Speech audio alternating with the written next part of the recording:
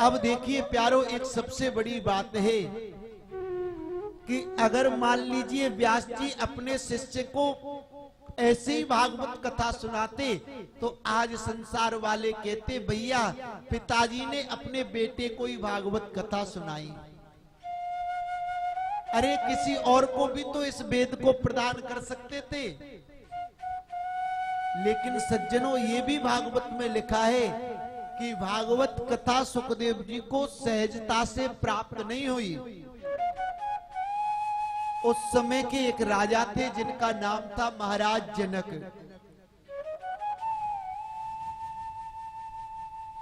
और जनक महाराज के यहाँ आज परीक्षा देने के लिए भेजा कि जाओ राजा जनक, अगर ये कह दें कि तुमने काम को जीत लिया, क्रोध को जीत लिया, लोभ को जीत लिया, तो मैं आपको भागवत कथा श्रवण करवाऊंगा। और सच में भागवत कथा का अधिकारी वही है जो काम और क्रोध और लोभ इन तीनों पर विजय प्राप्त नहीं तो इनसे कम से कम छुटकारा तो पाले।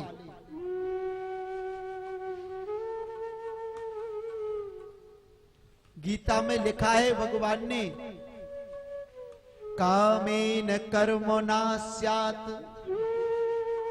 क्रोधेन ज्ञाननाशनम् लोभेन धर्मना स्यात् एतत् तस्मात् त्रियं त्यजेत।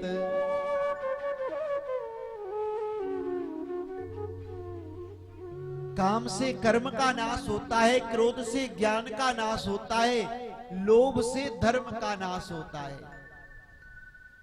अब आप बताइए, अब आप में ऐसी कठिन परीक्षा भागवत के लिए कोई नहीं दे सकता।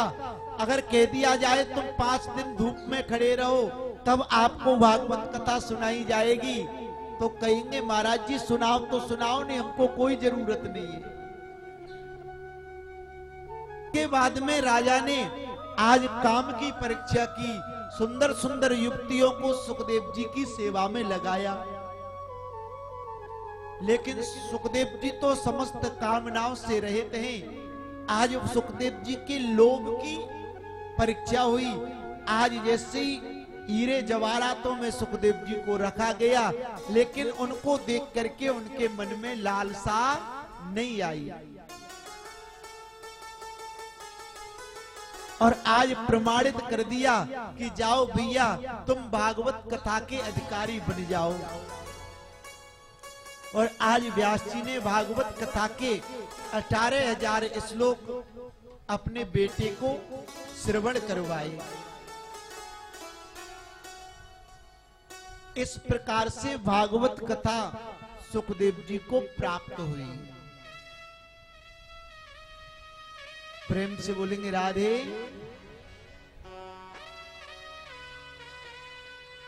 तो इसलिए जीवन में हमें काम क्रोध लोभ से परे होना चाहिए। ये जो षड विकार है ना, यही जीवन को पतन की ओर ले जाते हैं।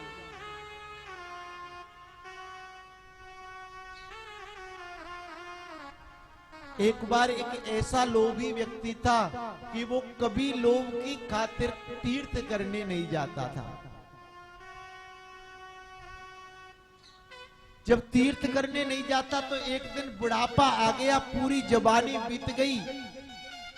और बुढ़ापे में जैसे देवी ने कहा, अरे स्वामी तने कभी तो जीवन में कुछ गंगा जी नहा लो, कभी तो तीर्थ कर लो।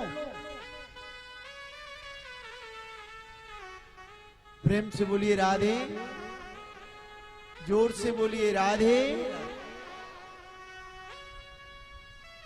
आज जैसे देवी ने समझाया, क्योंकि जो स्वामी का जो रिमोट होता है ना, वो देवी जी के हाथ में होता है। तो देवी जी कहने लगी, तुमने कबहू जीवन में एक पैसा खर्च ना करो, अरे अब तो कम से कम तुम गंगा जी नहा लो। कहने लगे ठीक है भैया, तुम कहती हो तो चला जाता हूं। और देखिए प्यारो, बचपन में जो भी भक्ति करता है ना, उसे अमृत के समान फल प्राप्त होता है। जवानी में जो भगवान की भक्ति करता है उसे दूध और पंचामृत के समान फल प्राप्त होता है। लेकिन जो व्यक्ति बुढ़ापे में भक्ति करता है उसे पानी की तरह भक्ति का फल प्राप्त होता है। और इस बुढ़ापे में मान लो हमसे ये भक्ति रूपी पानी भी नहीं पिया जाए तो उससे बड़ा दुर्भाग्यशाली तो इस संसार में कोई नहीं होगा। और मुझे तो लगता है भैया यहाँ सब पानी पीने वाले ज्यादा बैठे हैं। जो घर से रिटायर है ना कि घर में हल्ला मचाते हैं, चाहो कथा में जाके बैठ जाओ, तो सभी ऐसे ज्यादा है। तो इसलिए ज्यादातर जीवन में कम से कम अब हमारा चौथापन आ गया, बुढ़ापा आ गया, तो अब तो कम से कम हम भक्ति रूपी पानी पी लें, ज्यादा से ज्यादा भक्ति रूपी पानी पिए। तो आज देखिए जब वो एक भी पैसा खर्च नहीं करता तो देवी जी ने कहा जाओ तुम स्नान कराओ। स्नान करने गया तो उसने देखा इस घाट पे नहाऊंगा तो यहाँ पंडा जी मुझसे दक्षिणा लेंगे, तो वो उस घाट पर नहीं गया और वो ऐसे घाट पर गया कि यहाँ पर उसने सोचा यहाँ कोई भी नहीं आएगा, जल्दी से स्नान कर लूं नहीं तो पंडा आ जाएगा, वो कहेगा मुझे दक्षिणा दे दो। लेकिन भगवान भी कभी कभी ऐसी लीला करते हैं प्यारो, ये कोई नहीं जान पाया आज तक कि भगवान कब किस पर कृपा करेंगे।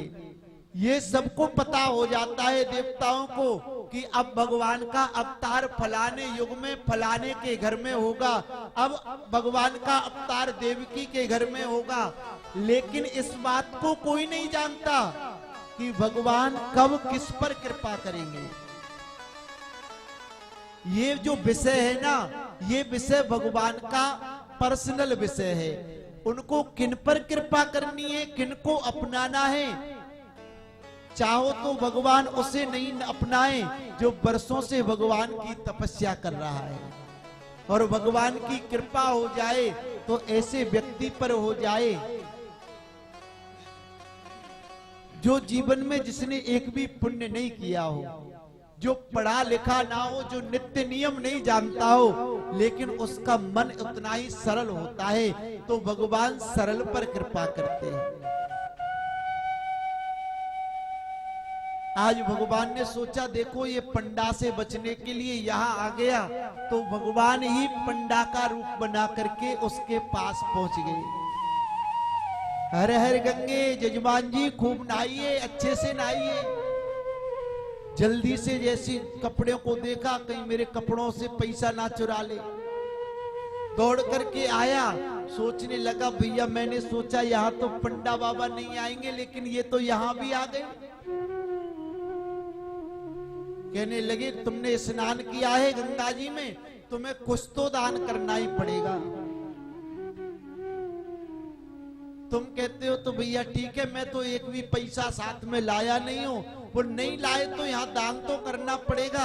आप एक काम करो, आप दान लिखा जाइए, हम गांव में आकर के ले लेंगे, तुम्हारे घर से ले लेंगे आकर के। अच्छा भैया ये ठीक है। अच्छा भैया कितना दान लिख लूं? भैया तुम 1 रुपया लिख लो। भगवान भी कहने लगे मैं भी संतोषी ब्राह्मण हूं, भैया तुम जो दान श्रद्धा से दोगे मैं वही प्राप्त करूंगा। अब जैसे यजमान जी वापस घर आ गए, देवी जी ने पूछा अच्छा स्नान कर आए? हाँ स्नान तो कराया, पर एक पंडा जी ऐसे पाले पड़ गए कि उनको मैं 1 रुपये दान में लिखा के आया हूं, दे के नहीं आया हूं। मैं बहुत चालाकी से बच के आ गया हूं। एक दिन भगवान ने वही पंडे का रूप बना करके उसी यजमान के घर आकर के प्रकट हो गए। अरे यजमान जी हैं क्या घर में? और जैसे ही सुना, अरे लगता है ये तो उस पंडे की आवाज है। तो आज उस भक्त ने देखिए जैसे सांस खींच करके पड़ गया, हाय राम बुखार चढ़ रहा है, तबीयत खराब है। देवी से कह दिया जाओ कह दो कि उनकी तो तबीयत खराब है। और वो तो लगता है पधारने वाले हैं, तुम कौन हो? जैसी देवी ने कहा, अरे मैं पंडा हूं, वो 1 रुपए मुझे दान करके आए थे। अच्छा,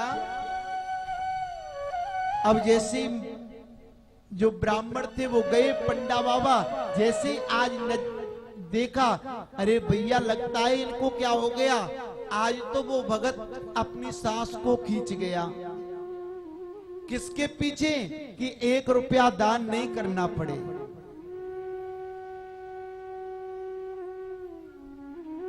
अब जैसे वो हिलाने लगे, अरे भैया दानचंद, अरे भैया दानचंद, लेकिन दानचंद तो सांस खींच करके पड़ गए। और जैसे आज गांव वालों ने सोचा, भैया अभी तो ये सही था, अभी क्या हो गया। और जैसे सब यात्रा लेकर के शमशान पहुंची, पंडा जी भी कहने लगे, हम ऐसे नहीं जाएंगे, चलो अंत्येष्टि तो करवा के ही जाएंगे। अब भगवान भी पहुंच गए शमशान में। जैसे अग्नि मुख होने लगी, तभी भगवान ने कान में कहा, अरे भैया 1 रुपए के पीछे जान क्यों देता है। दानचंद से कहा, मुझे नहीं चाहिए तुम्हारा पैसा, 1 रुपया चलो मैं आपसे माफ करता हूं। सोई दानचंद जी महाराज खड़े होकर के उठ गए। प्रेम से बोलिए राधे। तो वो दानचंद जी को भगवान ने अपने स्वरूप के दर्शन कराए। तो शास्त्र कहता है कि भैया हमें जीवन में इतना लोभ भी नहीं करना चाहिए जिससे धर्म की हानि होवे।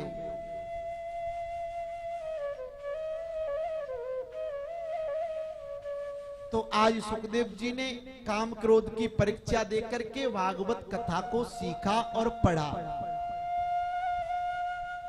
इसके बाद में भागवत चक्र चूड़ामणि कहने लगे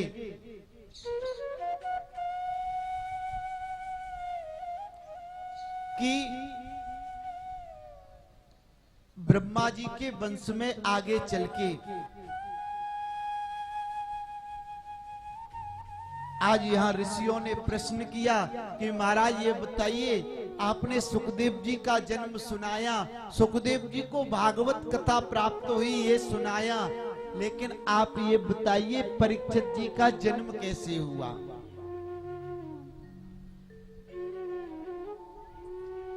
आज सुखदेव जी कहने लगे, आज सूत जी कहने लगे कि देखिए ऋषियों, परम पावन ब्रह्मा जी के कुल में एक शांतनु नामक महाराज पैदा हुए, लेकिन शांतनु महाराज का विवाह गंगा के साथ में हुआ। और गंगा के साथ में जब विवाह हुआ तो गंगा ने एक बात तय की थी कि स्वामी मैं जो करना चाहूंगी आप उसे उसमें मुझे कभी रोकोगे नहीं। आपने मुझे अगर रोका तो मैं तुम्हें छोड़ करके चली जाऊंगी।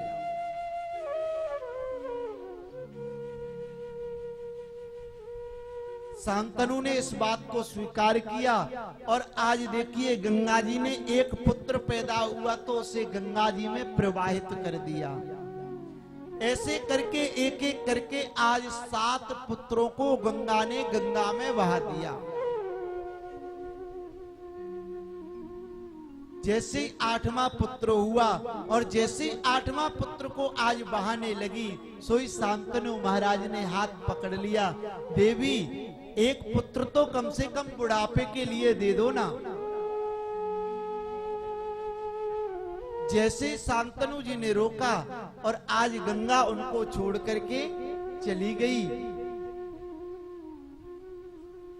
उस बालक का नाम सत्यव्रत रखा गया और एक दिन समय गुजरता गया, गंगा के वियोग में शांतनु की दशा ऐसी हो गई और एक दिन जैसे शिकार खेलने गई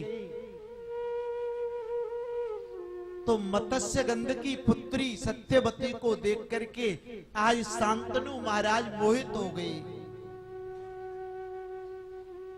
और जैसे ही आज शांतनु ने उनकी पुत्री को मांगा तो आज कहने लगे वो मत्स्यगंध, देखिए महाराज मैं अपनी पुत्री तो दे दूंगा लेकिन मेरी पुत्री का जो पुत्र होवे ना, वो ही राजा बनना चाहिए।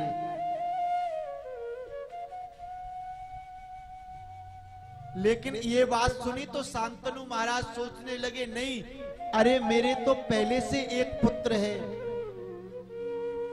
दूसरी शर्त रख दी, अरे भैया मेरी पुत्री के पुत्रों में से कोई भी राज्य का बंटवारा करने वाला नहीं होवे।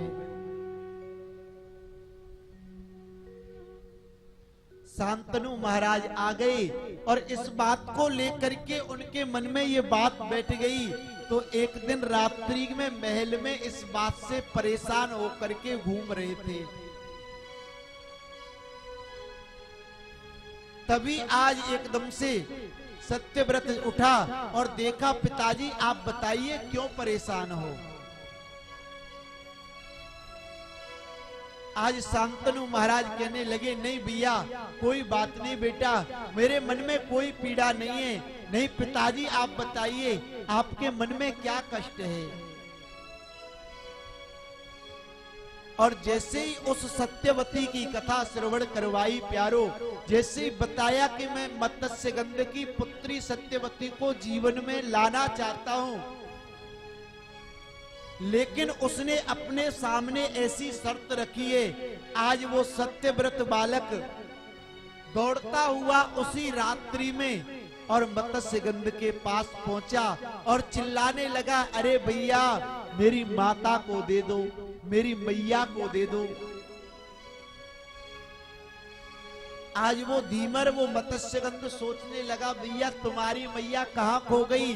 अरे मेरी मैया खोई नहीं है, मेरी माँ तो तुम्हारी पुत्री है।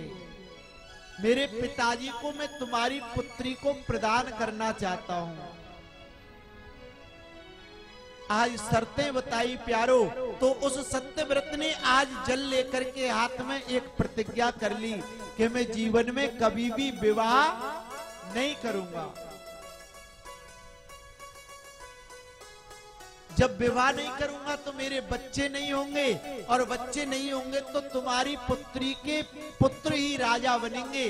मैं कभी राज्य ग्रहण नहीं करूंगा। और आज दूसरा जैसे प्रण किया, दूसरी प्रतिज्ञा की कि मैं कभी जीवन में राजपद नहीं संभालूंगा। और सत्यवती को लाकर के दिया। उस दिन से उस बालक का नाम पड़ा पिता में भीष्म, जिसने जीवन में ऐसी भीषण प्रतिज्ञा की, ऐसी भीषण प्रतिज्ञा की कि अपने जीवन को दांव पर लगा दिया। ऐसी होती है प्यारो पिता भक्ति। पिता की खातिर उन्होंने अपने जीवन में विवाह का सुख, राज्य का सुख सबको त्याग दिया।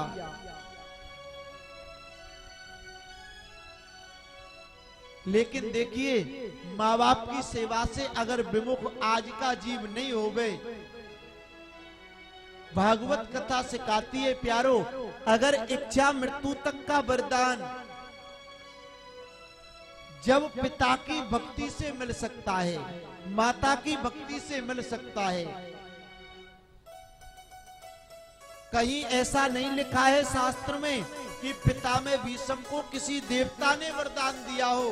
अरे इच्छा मृत्यु का वरदान उनके पिताजी ने दिया था कि जाओ बेटा, तुम जब चाहोगे तब मरोगे। इसलिए जीवन में हमें ज्यादा से ज्यादा माँ बाप की सेवा करनी चाहिए। कभी हमें माँ बाप का दिल नहीं दुखाना चाहिए।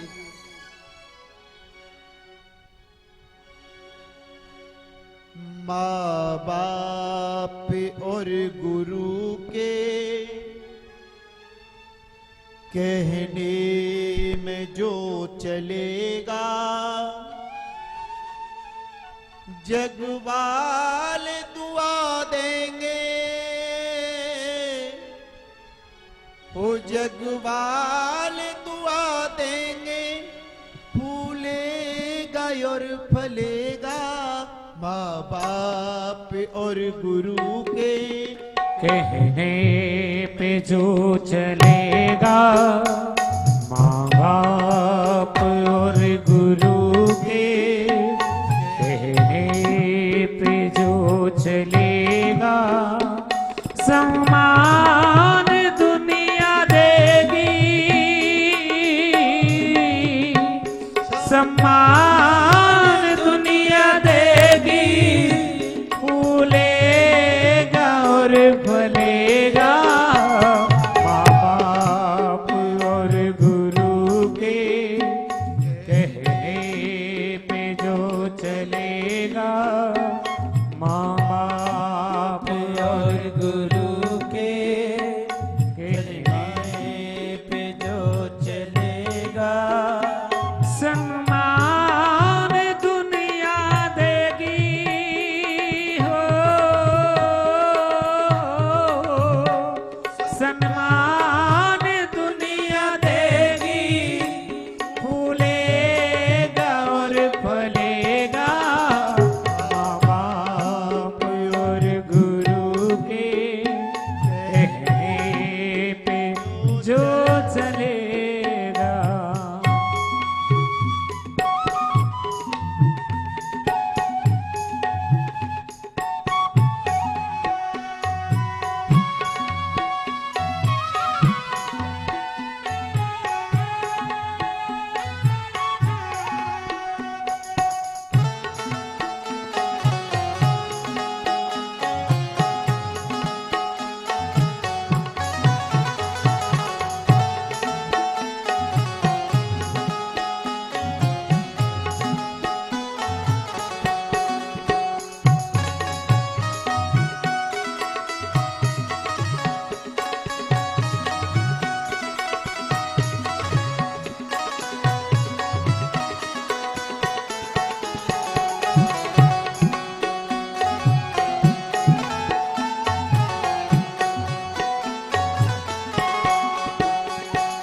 पिता माता का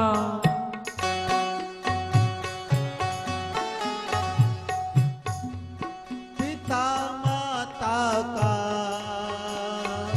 बड़ा उपकार होता है। पिता माता का बड़ा उपकार होता है। दुखों से पाला है हमको, बड़ा एहसान होता है। दुखों से पाला है हमको, बड़ा एहसान होता है। गुरुवर के चरणों में हो, गुरुवर के चरणों में जो सुबह शाम जो झुकेगा, माँ बाप और गुरु के कहने पे जो चलेगा, सम्मान दुनिया देगी, सम्मान दुनिया देगी, फूलेगा और फलेगा। माँ बाप और गुरु के कहने पे जो चलेगा।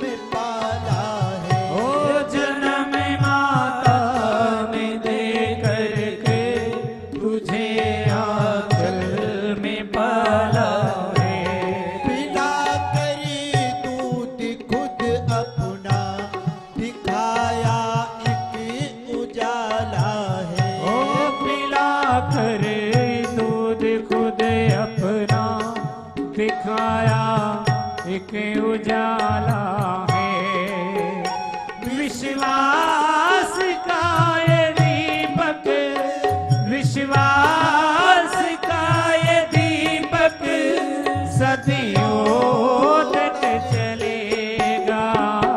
माँ बाप और गुरु के कहने में जो चलेगा, सन्मान दुनिया देगी, सन्मान दुनिया देगी, फूलेगा और फलेगा।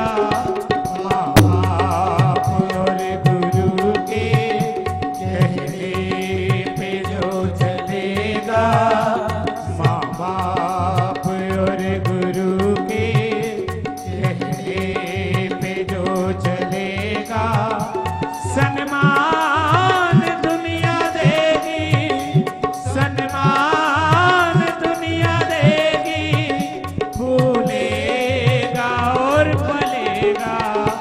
माँ बाप और गुरु के कहने पे जो चलेगा, माँ बाप और गुरु के कहने पे जो चलेगा।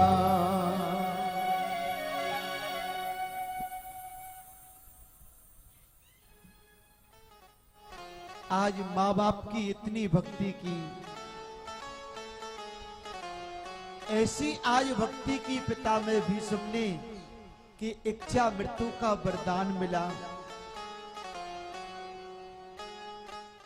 और इसके बाद में एक दिन स्वयंवर से 3 कन्याओं को ला करके सत्यवती के 2 पुत्र हुए। एक का नाम हुआ चित्रगंधा, दूसरे का नाम हुआ विचित्रवीर्य। आज 3 कन्याओं का वर्ण किया, अम्बे, अम्बा, अम्बालिका। लेकिन देखिए, अम्बा ने तो पहले ही साल्व का वर्ण कर लिया कि मैं तो साल्व को चाहती हूं। तो आज अम्बे को और अम्बालिका को ला करके दोनों भाइयों को प्रदान कर दिया, क्योंकि प्यारो पिता में भीष्म ने ये प्रतिज्ञा की कि मैं विवाह नहीं करूंगा।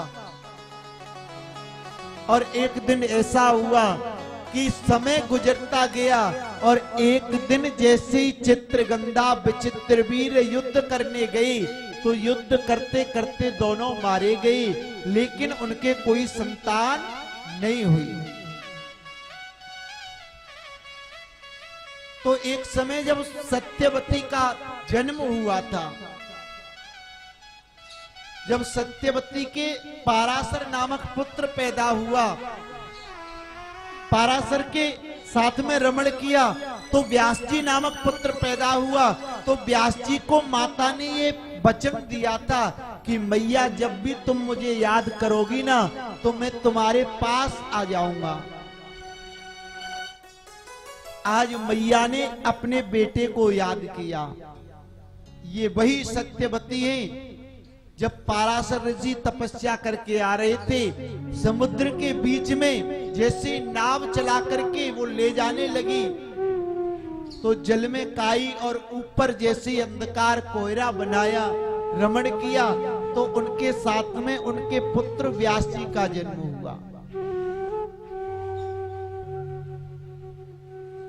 तो व्यास जी को मैया ने याद किया, बताइए मैया क्या आज्ञा है।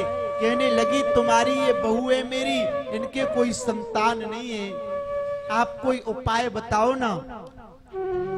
आज दृष्टि गमन का रास्ता बताया कि मैया तुम दोनों बहुओं को मेरे पास भेज दो, मैं दृष्टि से देखूंगा, मैं उनको मंत्र दूंगा, उसके प्रभाव से उनके संतान हो जाएगी। पहली बहू आई, उसने सोचा अरे ये व्यास जी तो हमारे दादा की उम्र के हैं, मैं इनके सामने निर्वस्त्र और खुले मुख से कैसे जा सकती हूँ। आज बेचारी ने अपने शरीर पर मिट्टी का लेपन किया, थर थर डर के मारे कांपती हुई जैसे व्यास जी के सामने गई जैसी दृष्टि से आज मंत्र दिया, इसके बाद में दूसरी बहू आई, उसने सोचा मेरे बड़ी बहन ने नेत्रों ऐसा सोचा, तो उसने अपने नेत्रों को बंद कर लिया। तो व्यास जी ने माता से कहा, मैया तुम्हारी बहुओं के पुत्र तो हो जाएंगे, लेकिन एक के अंधा पुत्र पैदा होगा, और तुम्हारी बड़ी बहू के ऐसा पुत्र होगा जो पीलिया रोग से ग्रसित होगा। मैया कहने लगी, ऐसे बेटाओं का मैं क्या करूं, मुझे तो सही बेटा चाहिए, अच्छा बेटा चाहिए। तो आज दासी को भेजा। दासी ने प्यारों कोई लज्जा नहीं की, तो दासी के भी एक पुत्र हुआ। तो जो बहू अपने शरीर पर मिट्टी लगाकर गई, उसके तो पांडु महाराज का जन्म हुआ। जिसने नेत्रों को बंद किया, उसके धृतराष्ट्र का जन्म हुआ, और उस दासी के विदुर महाराज का जन्म हुआ। प्रेम से बोलिए राधे। पांडु के प्यारों 5 पुत्र हुए, धृतराष्ट्र के 100 पुत्र हुए, लेकिन कभी कभी अधिक पुत्र और बड़ा कुटुंब भी दुखदाई होता है। धृतराष्ट्र के पुत्रों को प्यारों अवमान हो गया, और ऐसा अवमान हुआ कि एक दिन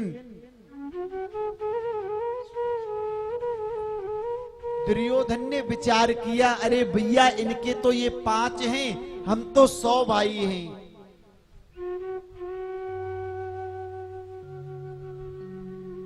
रामचरितमानस में प्यारो एक बहुत सुंदर बात बताई है कि जहां सुमत तहां संपत्ति नाना, तहां कुमति तहां विपत्ति निधाना।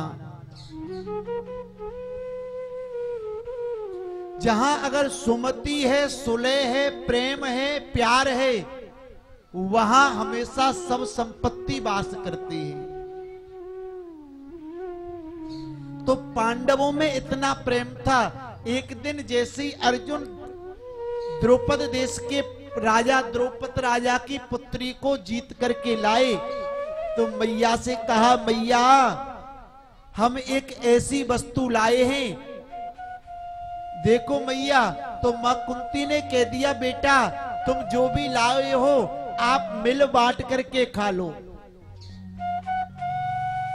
तो जो द्रौपदी अर्जुन वरण करके लाए, वो सुमति के कारण, आज मैया के कारण, मैया के वचन को निभाने के लिए वो पांचाली बनी, वो द्रौपदी 5 पतियों की पत्नी बनी। लेकिन सबसे बड़ी बात यह है प्यारो कि द्रौपदी 5 पतियों की पत्नी होते हुए भी सबसे बड़ी पतिव्रता स्त्री कहलाई। आज भी द्रौपदी का 5 कन्याओं में नाम लिया जाता है। हमारे भारत की 5 कन्याएं प्रमुख हैं, माद्री, द्रौपदी, अहिल्या, तारा। ये 5 कन्याओं के नाम हैं। तो द्रौपदी का आज उसमें भी नाम है। जैसे 7 चिरंजीव बताए गए हैं, अश्वत्थामा, बलि, व्यास, हनुमान, कृपा, परशुराम, ये 7 चिरंजीव हैं। लेकिन यहां तो सुमति है। और एक दिन जैसे ही द्रौपदी अपने राजमहल में अपने केशों को सुखा रही थी, जैसे ही स्नान करके गई, तो आज जैसे मुख्य द्वार से दुर्योधन जैसे निकल के जाने लगा, और दुर्योधन को ये भ्रम हो गया प्यारो कि सामने मेरे जल भरा हुआ है, और एकदम से जैसे ही छलांग लगाई, धड़ाम से दुर्योधन जमीन पर द्वार पर गिर पड़ा। इसे देख करके इतनी जोर की हंसी आई द्रौपदी को, और कहने लगी, मुझे तो लगता है तुम्हारे पिताजी नहीं, आप तो अंधे के अंधे हो गई। अरे वो तो अंधे हैं लेकिन आपको तो दिखाई देता है, आप क्यों गिर पड़े?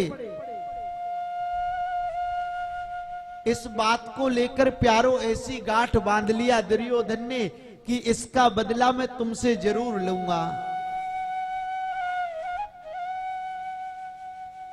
और एक दिन अपने मामा शकुनी को लेकर के पांडव और कौरवों ने आपस में दूत कीड़ा का खेल आरंभ किया। दूत कीड़ा खेली गई और जैसे ही आज राज सिंहासन द्वार हाथी घोड़े रथ सबको आज दांव पर लगा दिया, आज सबको वो पांडव हारते चले जा रहे हैं।